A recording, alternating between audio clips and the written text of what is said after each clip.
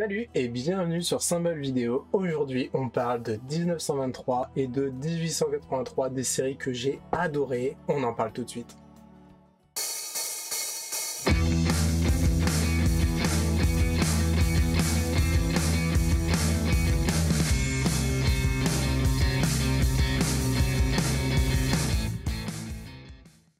La série 1923 est ma série préférée du moment. Je l'ai dévorée, même si j'ai dû attendre pour avoir les 2 derniers épisodes parce qu'ils sont sortis avec du retard.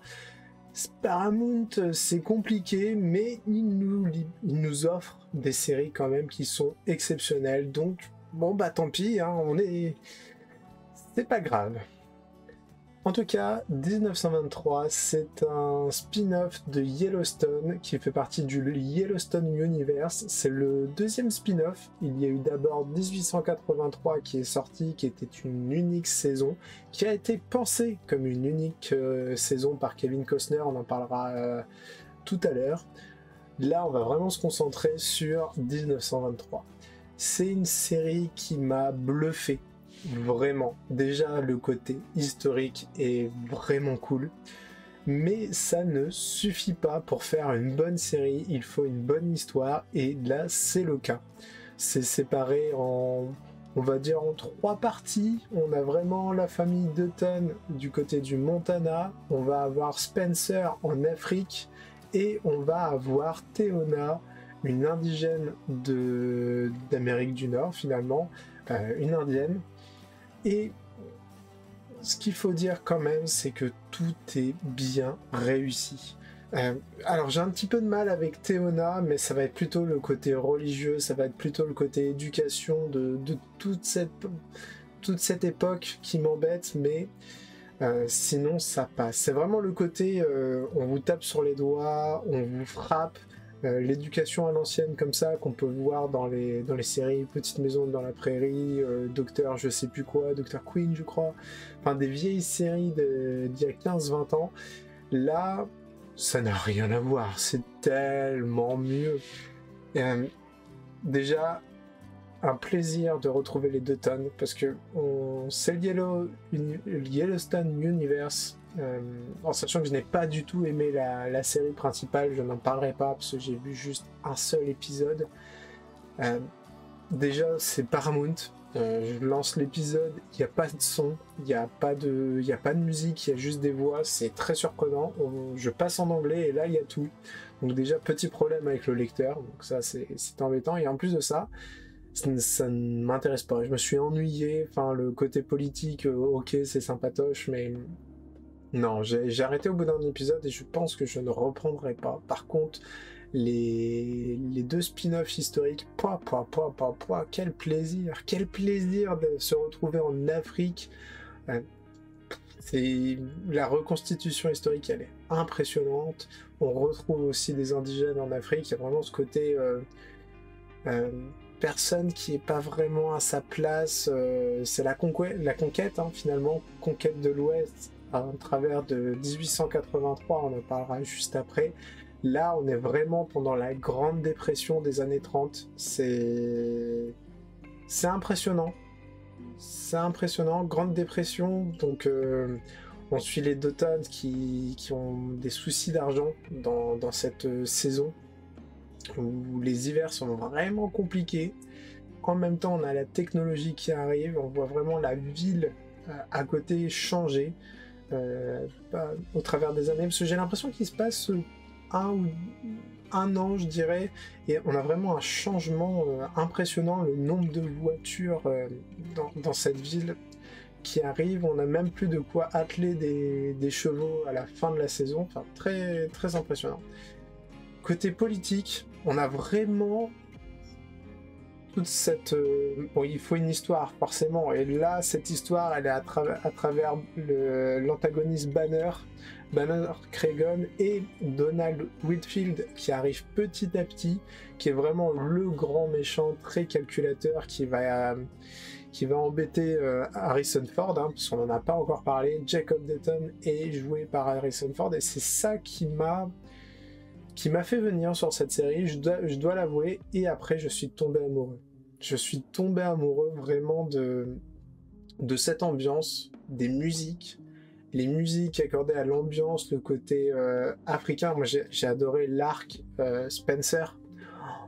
Quel plaisir de le voir tomber amoureux d'Alexandra. Enfin, c'est pas cucu, c'est pas neuneux, c'est vraiment très poétique. Et cette poésie, on la retrouve à plein de moments différents. Un petit peu les deux tonnes, mais moins, parce que c'est quand même compliqué. Il leur arrive beaucoup de malheurs. Même si Spencer et Alexandra, c'est pareil, à chaque fois, il y a toujours cet amour très fort, même à la fin, hein, finalement, quand on a... Alors, je vais commencer à spoiler, puisqu'il faut, au bout d'un moment, pour 1923, voir Spencer débarquer du bateau, Alexandra qui le regarde et qui lui dit « Je te rejoindrai en Amérique, dans le Montana ». Alors, on espère qu'elle y arrivera, parce que ça va être compliqué, hein, il aura beaucoup de problèmes. En tout cas, cette saison 1 de 1923 attend une saison 2, clairement. Il y a tellement de cliffhanger à la fin de la saison que c'est pas possible autrement. Ça a été commandé par Paramount, ça arrive en 2024. Les 3 histoires ne sont pas finies. Jacob a des soucis d'argent. On a Spencer, j'en parlais, qui a été débarqué et qui va devoir rejoindre les États-Unis autrement. On a Théona qui doit s'enfuir dans une... Alors j'ai plus le mot, mais dans une réserve indienne du sud où l'attend le shérif pour la coincer. Donc ça va être problématique. Ce qui est sympa, et là je vais parler un petit peu de 1883 aussi, c'est que Kevin Costner a sorti 1883 comme une unique saison, vraiment un début, une fin, et on n'en parle plus. Et Paramount a adoré et lui a dit on veut une saison 2. Spencer a fait non, ça va être compliqué quand même, parce que dans 1883, à la fin, tout le monde est mort. Donc ça va être compliqué. Et Paramount qui n'en déborde pas, qui veut une saison 2, et dit faut se débrouiller. Kevin Costner cherche pendant un moment, et il découvre l'histoire du Montana, il découvre l'histoire de la Grande Dépression, et va décider d'inventer 1923, de faire une autre partie de la famille, un bond générationnel de 40 ans, finalement comme l'a pu l'être Yellowstone avec 1883, et ça fonctionne très très bien.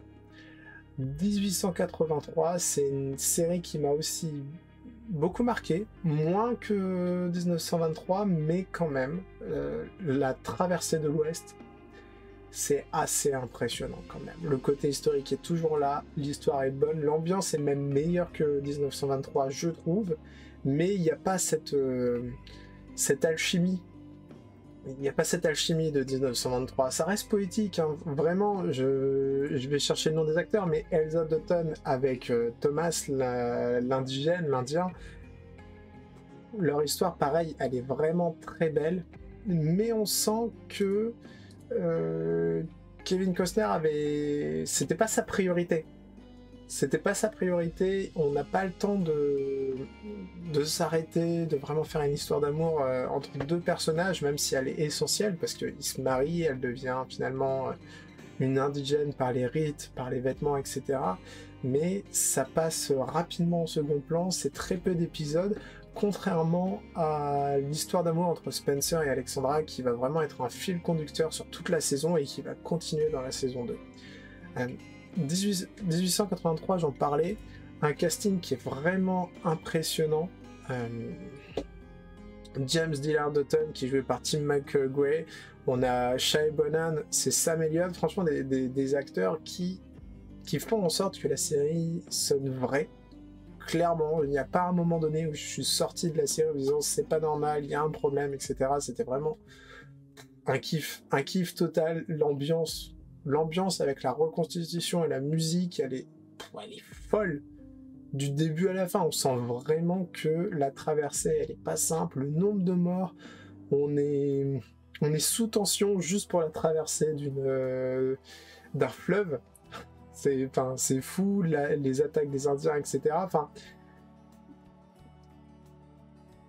en termes de constitution, vraiment 1883 est meilleur que 1923, mais l'histoire de 1923, moi, m'a beaucoup plus marqué. L'ambiance, le côté poétique, c'est ça qui m'a fait continuer la série, qui m'a fait en sorte que je l'ai dévoré, même si j'ai dû attendre la fin, les derniers épisodes, parce que Paramount dit oui, il y a un épisode 8, il sera disponible. Pas encore, il faut attendre les traductions françaises, les sous-titres, et impossible de regarder en VO, impossible. Donc il a fallu attendre le 16 mai malheureusement pour regarder le dernier épisode de 1923. C'était hier quand je tourne cette vidéo, donc là je tourne à chaud finalement, et un kiff total. Je vais regarder mes notes, savoir si j'ai oublié quelque chose, mais je n'ai pas l'impression. Tout est dit. Je pense que tout est dit. Vraiment, je pourrais parler de toutes les péripéties qui se passent dans 1883 et dans 1923, mais c'est pas l'objectif. Là, c'est vraiment vous donner mon ressenti, vous donner... Oui, c'est ça, mon ressenti à chaud, et un plaisir. Vraiment, je vous conseille ces deux séries, même si le côté historique peut rebuter certains, allez-y, parce que l'histoire à côté, elle est vraiment magnifique. Voilà, je vous dis à la prochaine. N'hésitez pas à commenter, à vous abonner. C'est un nouveau format. Dites-moi ce que vous en pensez. Est-ce que c'est intéressant? C'est pas mal de travail aussi pour faire le montage, je pense. J'y suis pas encore, mais à mon avis, je vais galérer. Voilà, dites-moi tout. Allez, je vous dis à la prochaine. Bye bye.